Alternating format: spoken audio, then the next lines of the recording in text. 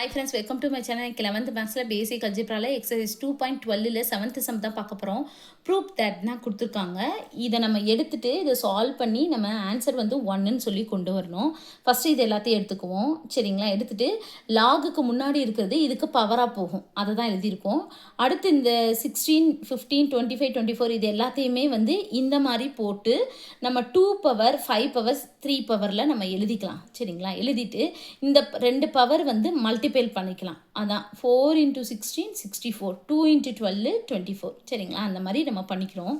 பண்ணிவிட்டு என்ன பண்ணுறோன்னா லாக் எல்லாத்துலேயும் இருக்கிறனால நம்ம வெளியே எடுத்துடுறோம். அடுத்து இந்த மாதிரி ப்ளஸ் இருந்தால் லாக் எக்ஸ் ப்ளஸ் ஒய்னா லாக் எக்ஸ் ஒய், அதாவது மல்டிபிள் எழுதிக்கலாம். அந்த மாதிரி தான் இந்த இது எழுதியிருக்கோம்.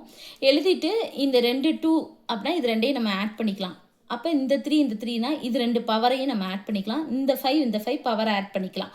அந்த மாதிரி ஆட் பண்ணி கேன்சல் பண்ணி வர ஆன்சர் வந்து இது. அவ்வளோதான் இந்த சம். தேங்க்யூ.